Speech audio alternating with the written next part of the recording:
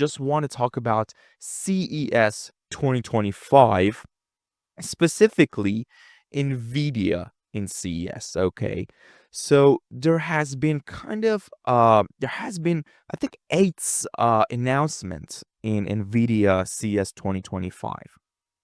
First of all, I just want to go through the overall NVIDIA's journey review that Jensen Huang talked about in CES. So the NVIDIA journey started back in 1993 with NV1 with the goal of building computers that could do something that other normal computers couldn't do. So that was the first goal with NV1 back in 1993. And that made it possible to have a game console on your PC. And then it was 1999. I guess it was programmable GPU, which led to modern computer graphics. And then it was 2006 with the CUDA. They tried CUDA to explain and express the programmability of their GPUs in NVIDIA back in 2006. And then the breakthrough of kind of the AI revolution started in 2012 with Ilya Sutskever, Jeff Hinton, and Alex, which used CUDA to process AlexNet. And that was one of the major starting points of the AI revolution. So, Deepo, if you have the image from the NVIDIA that shows like 2012 to kind of present time of the AI revolution, pull that up, man. Yeah. Okay, so as you can see from AlexNet's event in 2012, AI started from perception AI. So what does perception AI means? Perception AI can understand images, sounds, and words. Okay. And then it kind of evolved to generative AI, which can generate images, sounds, and text. And now in 2025, one of the major points of the AI revolution is going to be agentic AI. AI that can perceive, reason, plan, and act. And the next wave of AI would be physical AI, which can include self-driving cars, it can include general robotics. So that's kind of the plan that we have for AI in 2025 and beyond. And in my opinion, 2025 is going to be the year of agentic AI, which will be the AI agents in workforce and workplaces in different fields.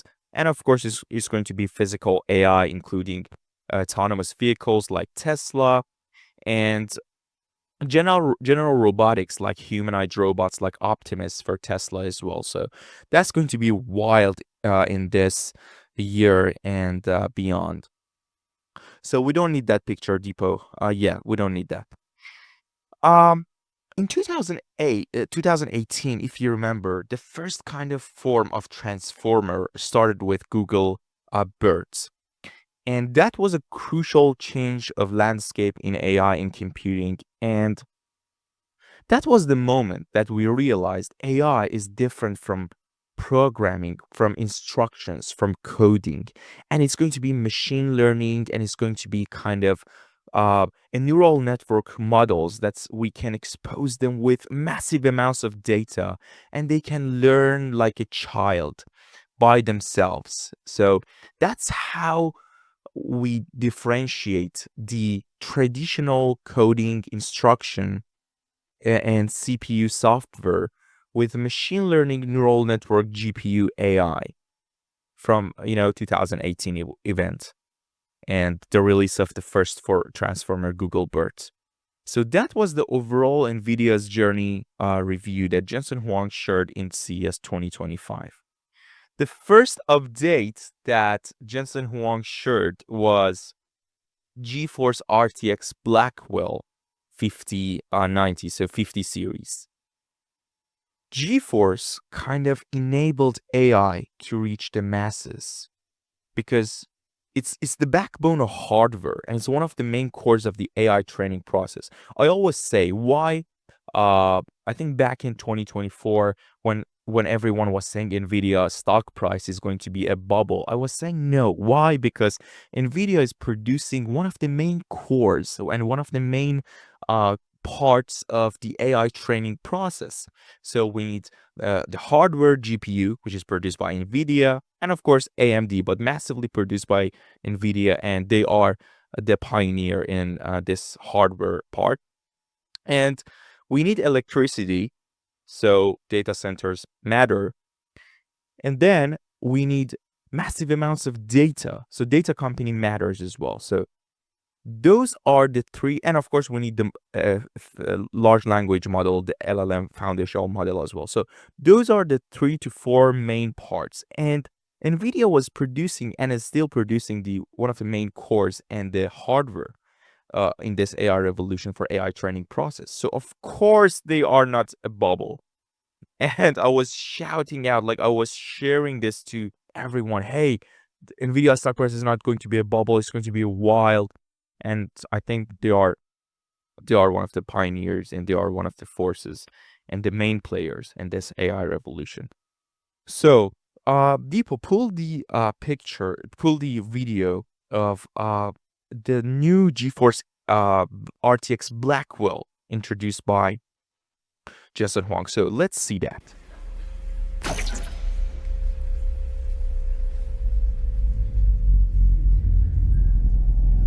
Yeah, it's wild. Oh my god. It's wild.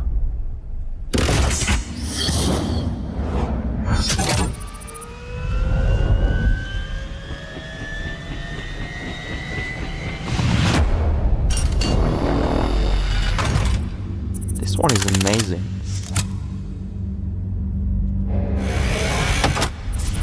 This one is amazing.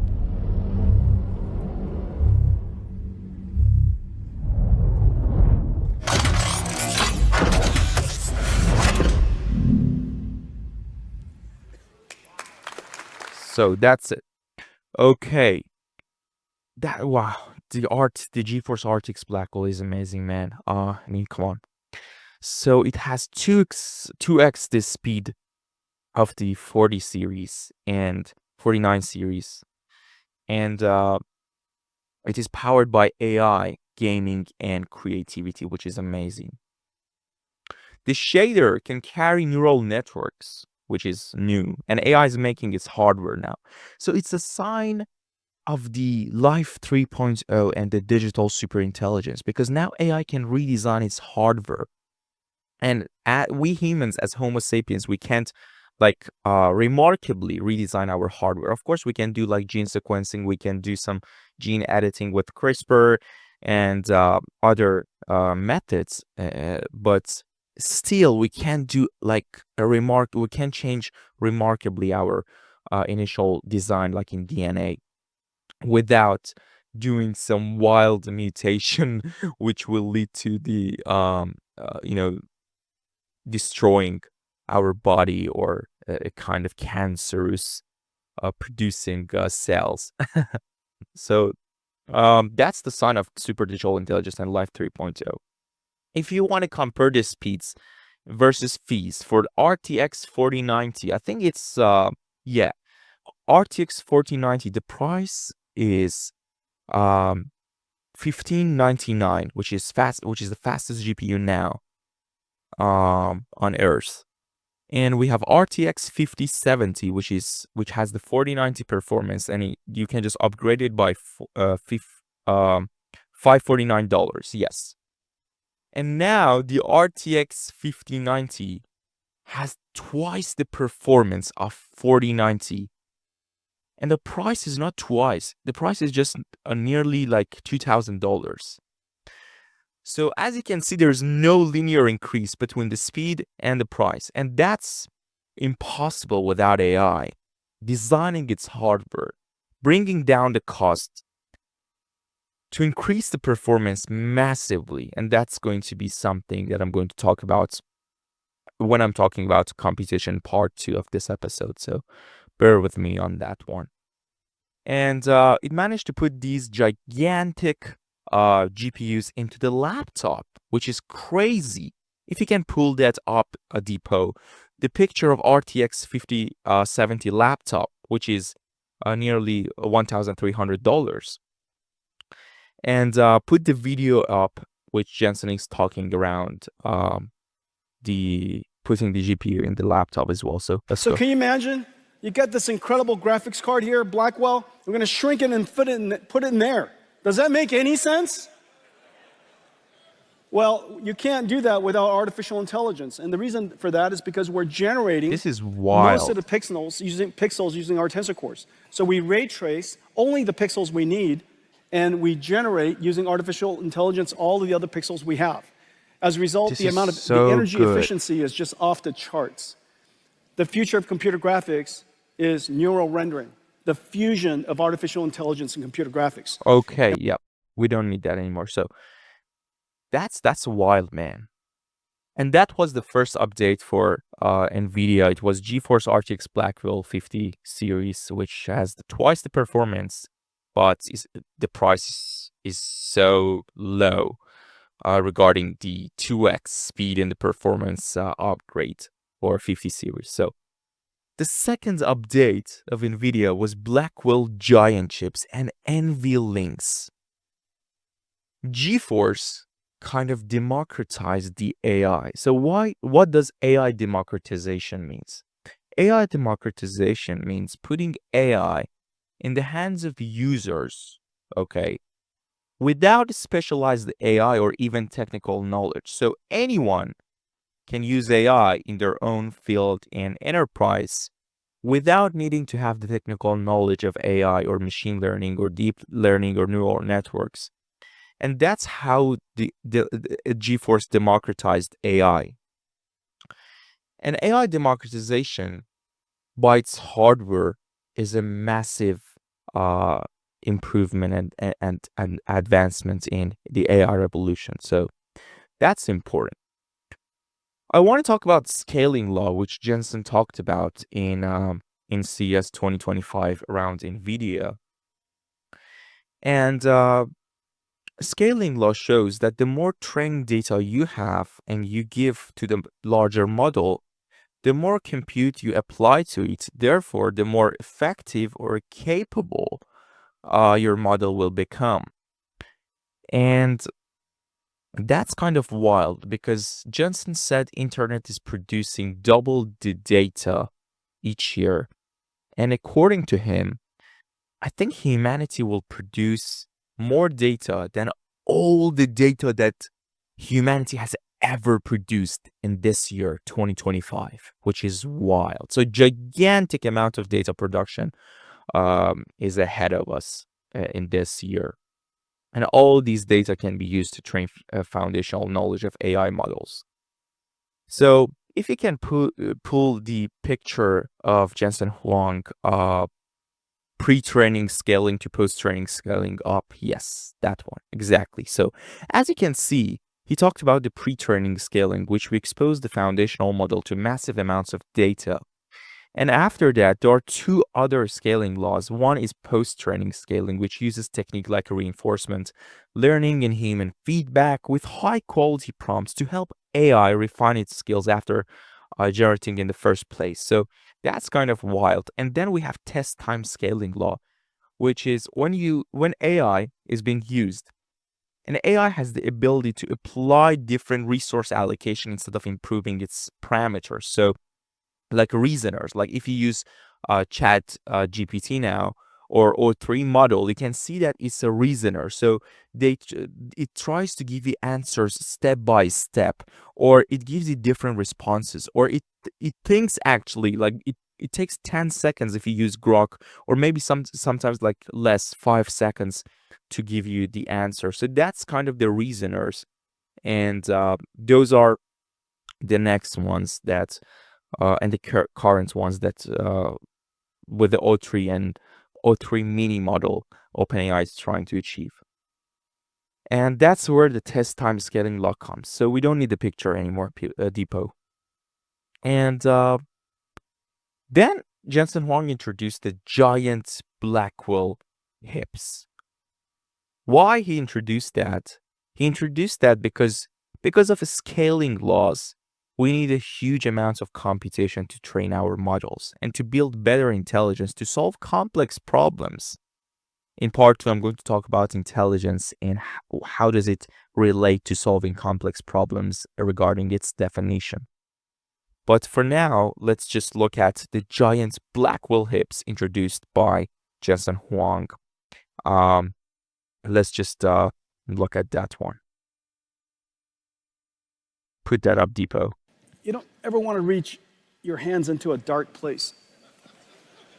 Hang on a second. Is this a good idea? All right. This is crazy.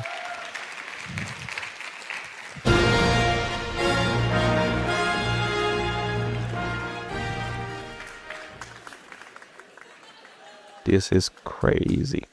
Wait for it. Wait for it. I thought I was worthy.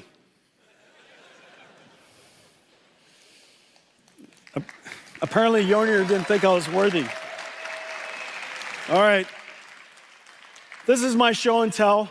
This is a show and tell. Wow, that was wild. You know the way that Jensen Huang introduced this giant Blackwell hips, it reminds me of the movie Avengers and the Thor, the god of thunder.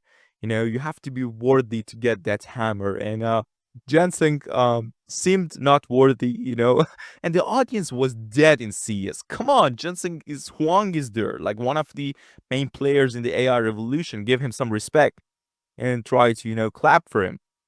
I mean, he doesn't need your clap, but just it is a respectful manner. Anyway, he talked about huge NVLink, and they ship these to data centers. And the NVLink, why we need NVLink? Because in the future, because of AI hardware, there are going to be a lot of GPUs used in the AI hardware. Okay, and these AI hardwares need to like interconnect to each other, so they have to be connected to each other in a fast way, and that's where NVLink comes to the play in the ground.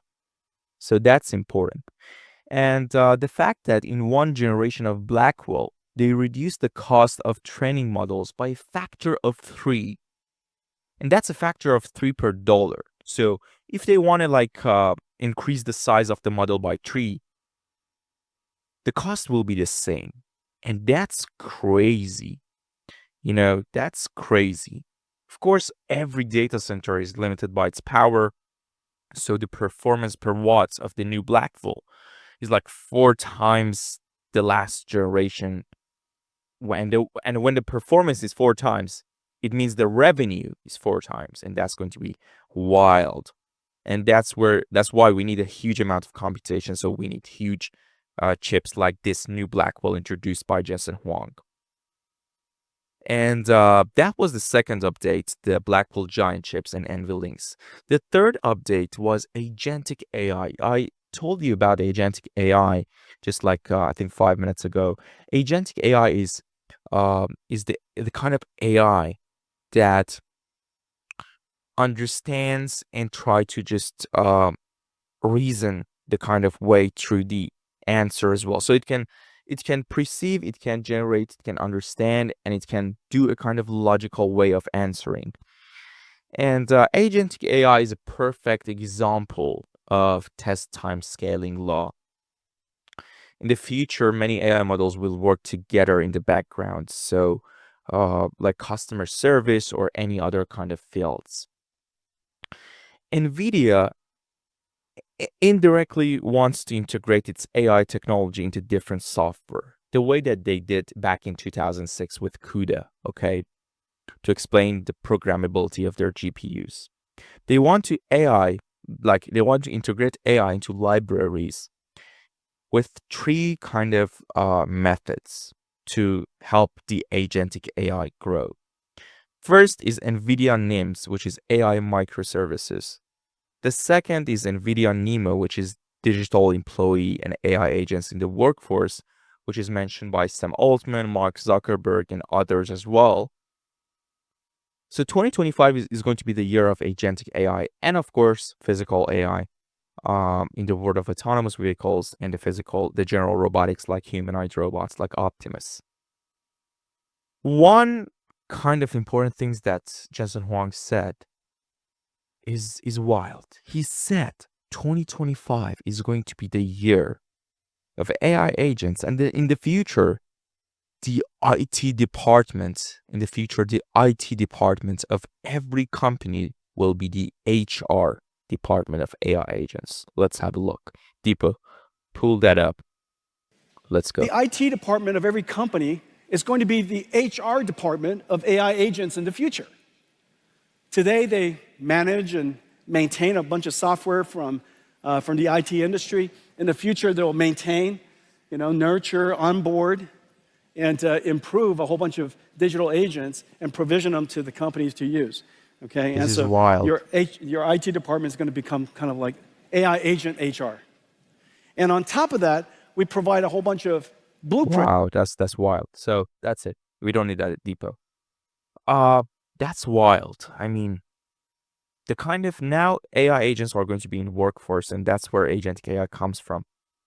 What a wild prediction from Jensen Huang.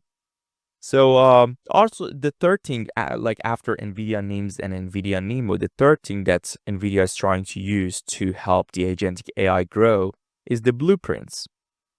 And that's kind of wild.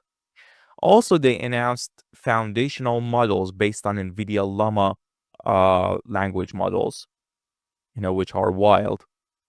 And AI agents are going to integrate into IT industries and their partners. They shouted out to Perplexity and they said they have done a great job with search engines. And I think they are going to be one of the main competitors. Like they are, I think, um, they are the only startup that might actually, be a threat to Google search engine because Google has been a monopoly of search engine for a long time. I think for 2 decades now, more than 2 decades. So that's I think Perplexity is doing a great job, but let's see how they will become this year and in the next 2 years. So the next giant AI application and service period is going to be software coding. And Zuckerberg also said that in Rogan interview. I'm going to talk about that in a minute. But for now, let's look at um, Jensen predicting that AI agents are the next robotic industry likely to be a multi-trillion-dollar opportunity. So let's have a look. Deepo, pull that up. Next giant AI service period is software coding. 30 million software engineers around the world. Everybody is going to have a software assistant helping them code. If not, obviously you're going to be way less productive and create lesser good code. And so this is 30 million. There's 1 billion knowledge workers in the world. It is very, very clear AI agents is probably the next robotics industry and likely to be a multi-trillion-dollar opportunity. That's it. We don't need that anymore. Wow, that was wild. I mean, of course, the robotics industry is going to be multi-trillion-dollar opportunity. I mean, that's why I think OpenAI has announced that they are going to start they're going to start their robotic humanoid kind of robotic um industry in this year as well. So that's why everyone is trying to start robotic industry because agentic AI, physical AI is going to be the next wave of the AI revolution in 2025 and beyond. So that was the third update of agentic AI in NVIDIA CES. And the fourth one was AI PCs because they want AI PCs and, they want to revolutionize the industry using the Nemo blueprints, and AI PCs are coming soon, Jensen Huang said. The fifth update of NVIDIA in CES 2025 was physical AI with Cosmos. the world foundational model that is designed to understand the physical world. So let's first have a look at this video of Jensen Huang explaining the NVIDIA Cosmos, the first world foundational model. And after that, I'm going to talk about it. Let's go. Deepo, pull that We're up. announcing NVIDIA Cosmos, a world foundation model that is designed, that was created to understand the physical world. And the only way for you to really understand this is to see it. Let's play it.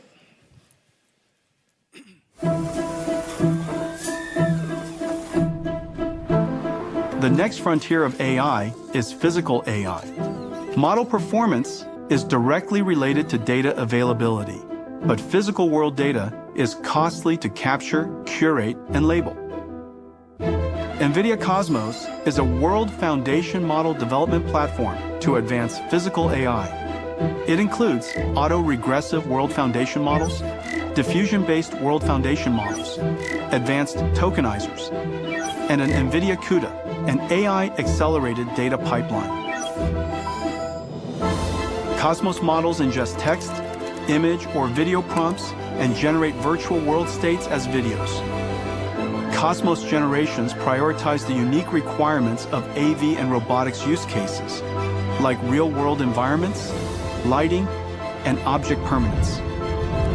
Developers use NVIDIA Omniverse to build physics-based, geospatially accurate scenarios, then output Omniverse renders into Cosmos, which generates photoreal, physically based synthetic data.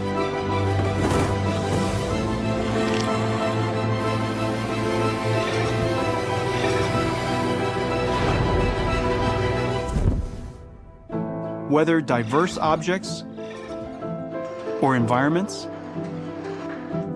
conditions like weather or time of day, or edge case scenarios. Developers use Cosmos to generate worlds for reinforcement learning AI feedback to improve policy models, or to test and validate model performance. Even across multi-sensor views, Cosmos can generate tokens in real time, bringing the power of foresight and multiverse simulation to AI models, generating every possible future to help the model select the right path. Working with the world's developer ecosystem, NVIDIA is helping advance the next wave of physical AI.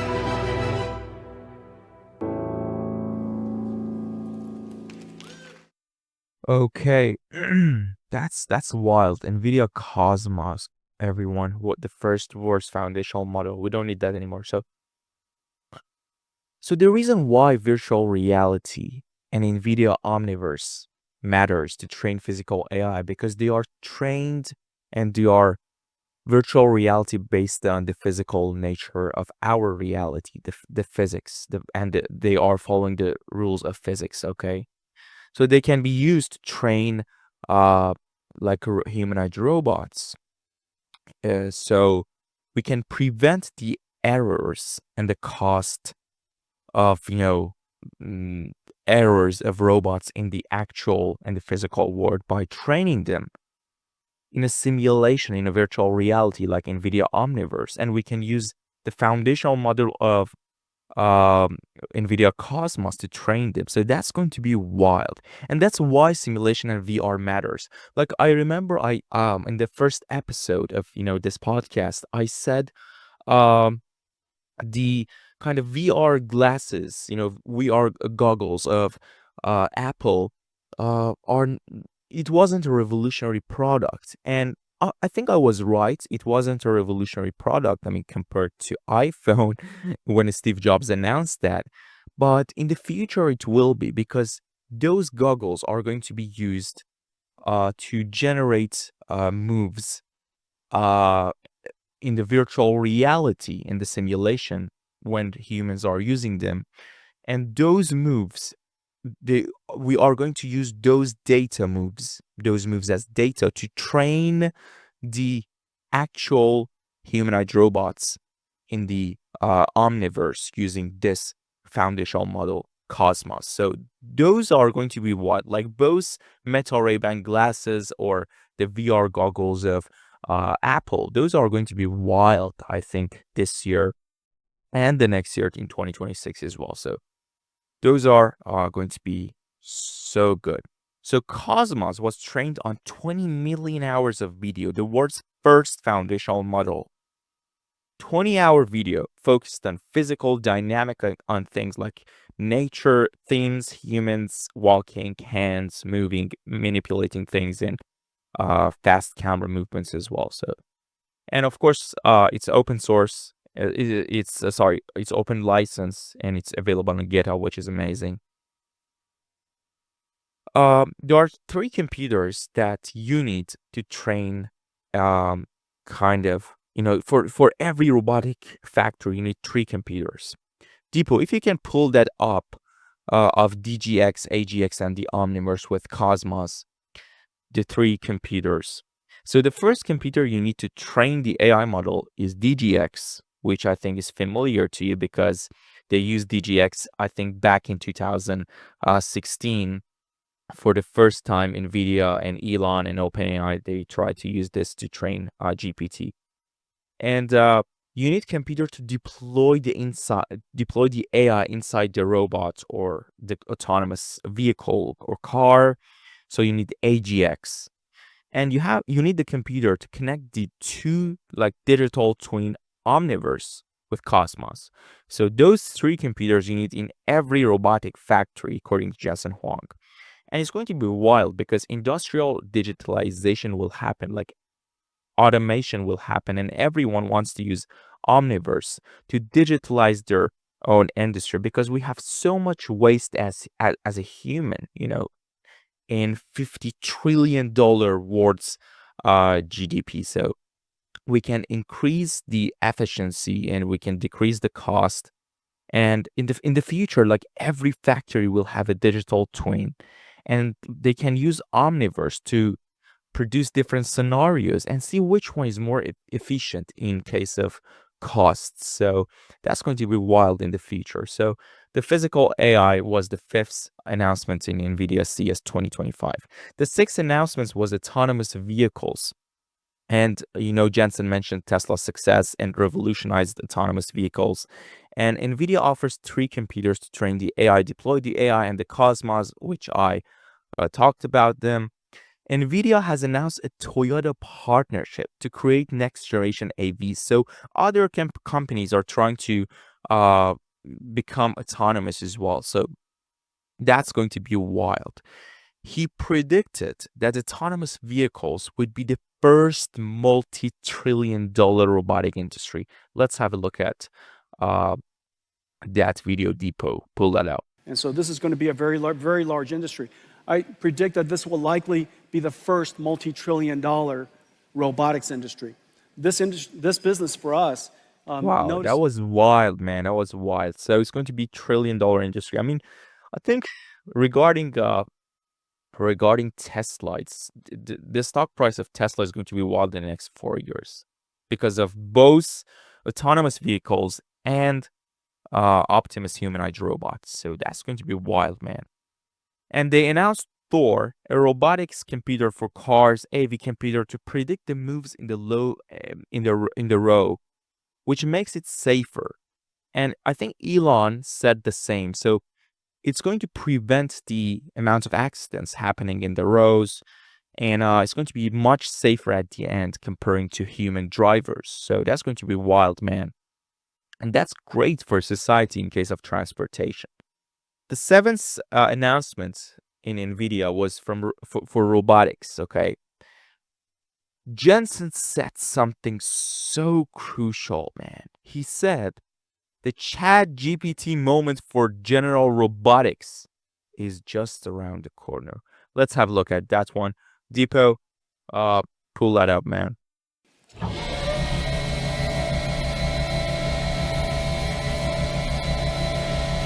humanoid robots, my friends,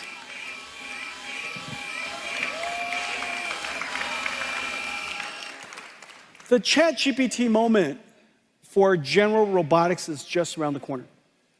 Wow, that was wild. Wow, that was wild. Okay, we don't need that anymore. agentic robots in the workforce, autonomous vehicles, and humanoid robots. Like, if we can solve those three problems, I think that would be revolutionary in case of AI and this golden age of AI, So that's going to be wild, man.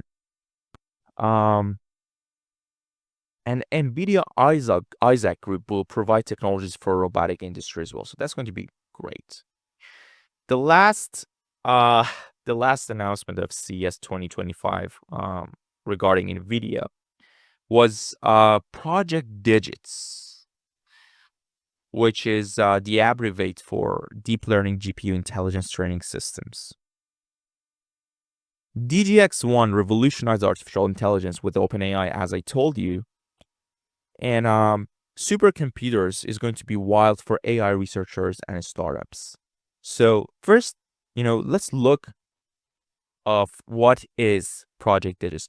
Pull the video up of announcement of Project Digits Depot. And so I just wish that DGX-1 was smaller. And,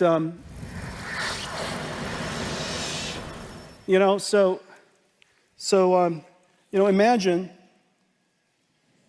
ladies and gentlemen, That's wild. That's wild. I want one of those, man. I want one of those here in my desk. NVIDIA's latest AI supercomputer. And it's finally... So, that's it. That's it. Okay, we don't need that. So, an AI supercomputer powered by the groundbreaking Grace Blackwell super chip, offering unmatched speed and efficiency, which is, small size, only $3,000 for everyone. I mean, it's amazing. Also, I think Jensen Huang said if you have a better name for Project Digits, just, get in touch. I asked Grok, what do you think will be the better name for Project Digits? And Grok said Tinderbox. So, Jensen, if you're watching this episode, Tinderbox would be a great one for an alternative way of describing Project Digits. I want one of those. It's $3,000. I mean, come on, it's a supercomputer in your home, in your desk. That's how close AI is is integrated into our daily life. So that's going to be wild. Those were all the announcements for NVIDIA CES 2025. And then NVIDIA CEO Jensen Huang had a kind of interview with Bloomberg, and the man who interviewed Jensen Huang after CES was, I think, Ed Ludlow. Yeah, it was Ed Ludlow, and he tries to be natural in case of politics, but he tried to kind of ask Jensen Huang about Trump's and Elon's relationship affecting Elon's supremacy in the autonomous vehicles and the AI revolution as well. So first, let's look at Jensen's response to Ed Ludlow's question from Bloomberg. Depot, pull that up. I don't know the attitude towards AI. I know Elon's attitude towards AI, and he's very optimistic about its future, and obviously he's working on some of the most important AI areas. XAI is working on foundation, cognitive intelligence AI. He defended him. Tesla's working on autonomous vehicles, and Optimus is for humanoid robotics. These three areas of AI are the three most important areas of AI, and so I think he's working on exactly the right things. Wow. Okay, that's good. That's it. So he defended Elon, and Jensen said that Elon is working on three major things. Okay, so he's working on Tesla, which is autonomous vehicles, physical AI. He's working on XAI, the large language models, the foundational LLMs, which is huge, and Optimus humanoid robots. So Elon is working on three main parts in the AI revolution. And he supported Trump's administration's work on AI as well. So I think that's a good one. And he said the gaming industry will be revolutionized because of VR and AR. I mean, imagine you're playing, Call of Duty, like, in the VR goggles or kind of maybe Meta Ray-Ban glasses. So that's kind of that's how close we are to um, virtual reality. Like, I think there would be a point that we can't even differentiate the virtual reality and the physical reality. Like, there would be an overlap of physical reality and virtual reality. So it's going to be mixed. And I think Zuckerberg said that in Joe Rogan's podcast as well. So that's going to be wild.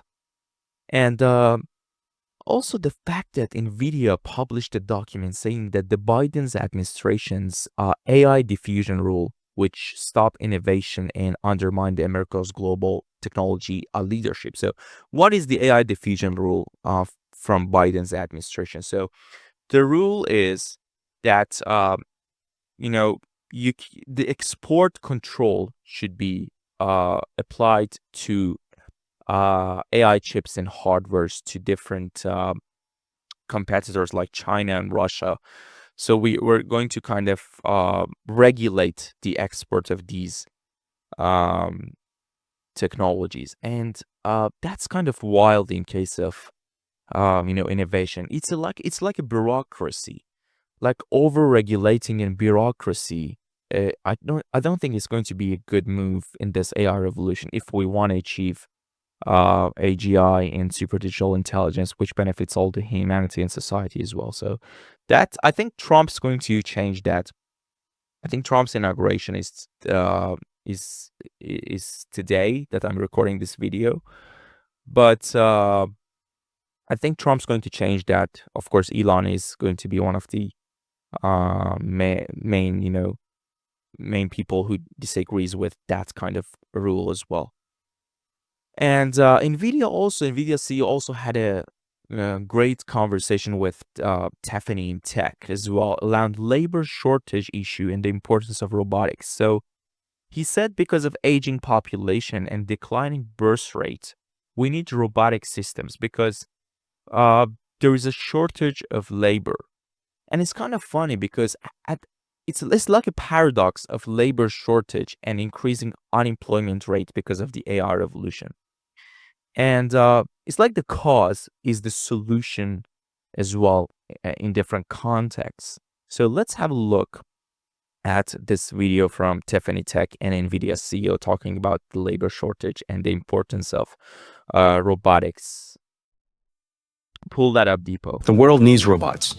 And one of the reasons for that is we just don't have enough workers. There's a aging population and a changing in preference of the type of work that people want to do, and the birth rate is declining, and the world needs more workers. That's it, people. We don't need that. That was wild, and that's a paradox. I don't know if that's a paradox or not, but in my opinion, it feels like a paradox. Um, I mean, of course, we're not going to use kind of like we don't need that much labor forces. Like we need labor forces, but after Industrial Revolution, back in mid 80s and 90s, that was the kind of point that we tried to use digital kind of uh forces and vehicles to replace humans. So that's it. And now we come to other CES cool innovations. There were other kind of cool innovations in the CES as well. It was AI smart glasses and AI display, 3D holograms of your image, which was wild, Sony humanoid robotics. And the one that I want to show you, the first open ear wireless earbuds that enhance your capabilities in daily life by enabling you to connect to AI with a single tap. So put that up, Depot. Look at that. I mean, come on. That's an open ear wireless earbuds. I think that's the first one in the whole kind of in the last 2 decades, right? Or ever. Wow. So that's it. That was wild. And the next innovation I want to talk about is Omnia, a 360 AI powered health mirror that scans your heart and your metabolic health. So that's kind of wild. Pull that up, Depot. Yeah, that one. Wow. So it's like a 360 AI power. So you go there, it's like it scans your heart. Wow, that's wild. So that's a depot. This is going to revolutionize the healthcare industry. Like that's going to be wild. Um, okay, I want to just have a kind of brief look at Elon's interview at CES as well. One of the main things that Elon said is AI is doing better than 85% of doctors. Let's have a look at that part that Elon is saying that Depot. Pull that out. And now, um, the latest AIs are able to pass complicated tests better than most humans. Like they can pass the medical test better than like 80% of doctors or something. Um, they can AI can That's diagnose wild. radiography better than most people who've been doing it their whole life. Okay, that's Um, it. I mean, man, I think AI is doing better than 85% of doctors. Of course, I agree with that. And the lawyers as well. I think now ChatGPT and Grok can help you through your, you know, through your kind of case in court as well. Or I saw a judge using VR goggles from Apple to kind of simulate the situation of what happened. I think it was an accident or something. So, I mean, imagine even the judge in the court is using the VR goggles, and that's how close we are uh, to AI in our daily life in 2025. This is wild, man. I don't know if the fact that AI is doing better than 85% of doctors is going to cause the unemployment or mass unemployment of doctors because there's still a human connections there. But until the time that AI is conscious, or in a way is conscious, I don't know how to define it. I don't know if this is going to be a same consciousness as humans or the same kind of feelings. But I think there should like doctors are going to focus more on the human kind of part and connection than the technical part, at least in the next 5 years, until AI is going to replace all of us one day. Maybe, I don't know. So that's the first thing Elon said in his CES interview. The second thing he mentioned was about synthetic data, because Jensen Huang mentioned this as well, because Elon said we have run out of data and AI training has exhausted all existing humans' knowledge. So we basically have trained our AI models by all the data that we have. So that's why we need to produce synthetic data. But at the same time, we don't know if that synthetic data that the AI is producing itself and will cause self-learning, it will help the AI in a way that is truth, or how do we know that the synthetic data is true data and it's not just AI hallucination, you know? So Elon talked about that as well. So pull that up, Depot, that Elon's talking about synthetic data and data exhaustion. it's excellent, and it really shows how much AI is advancing. And it's advancing on the hardware front, on the software front, in terms of data. There's like the new sort of thing is synthetic data, because we've actually run out of all the books, and you literally run out of you take the entire internet and all books ever written, um, and all interesting videos like you don't need 1,000 cat videos that are exactly the same, but all the interesting videos, and you sort of distill that down into uh, tokens, essentially Wow. So bits of that's a Depot. Um, wow, that was wild. So also Elon suggested that AGI will come in the next maximum 3-4 years. Or I know that we define AGI in different ways, but AGI in a way that um a force of intelligence that can do any cognitive tasks as good as humans, or at least as good as humans. So maximum 3 to 4 years, Elon predicted that. Also, robotics will be wild. because because I mean, ask yourself this question: why you need robotics? Because AI can't just be in data centers as a foundational model. AI needs to be in the physical world. So that's how we deploy the agentic AI into the physical world, and that's why robotics matter. So Elon feels confident about the Tesla FSD will be better than human drivers in Q2 of Tesla goals. So this year, 2025. So there's going to be less accidents and traffics as well. The same opinion as Jensen Huang. Um, the human robotics ratio to, human robots ratio to humans will be at least 3 to 1 or 4 to 1. So I think back in 2024, Elon said it's going to be at least 2 to 1, but now he's saying 3 to 1 or 4 to 1. So it's double the prediction, his prediction last year. And there's not going to be any kind of, economy cap. And he said no UBI because we talk about, like, we have different advocates of UBI, universal basic income, or some people like Sam Altman says UBC, like universal basic compute, because compute is going to be the currency of the future. But Elon said it's going to be universal high income because there's going to be a society which is going to be flourished and the price of goods and services will tend to zero. So that's Elon's prediction. He also said the Neuralink third patient is implanted, and they have the plan to, implant the Neuralink chips into 20 to 30 patients this year in 2025. And first of all, the Neuralink has, like, the first aim, the first goals of Neuralink implant is to help people with physical disabilities. Okay. But in the long run, it will be the AI-human symbiosis, and it will help humans to actually process a bit of output per seconds more, in a way that we're not going to make the robots, be bored, because we humans are low.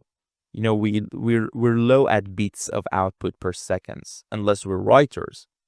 So our speed of, outputting bits and information is lower than robots. So if we can't do that as well as robots is going to be just bored in the future. So that's why we need to upgrade ourselves to human 2.0, and we have to be superhumans to actually be able to communicate with the robots in the same pace as them. So that's the kind of long-term goal of Neuralink chips. And of course, there's going to be a question of meaningless life and boredom and retirements, because in the world that AI can do everything as good as humans, and of course, in a long run, it's going to be better than humans and more efficient than humans.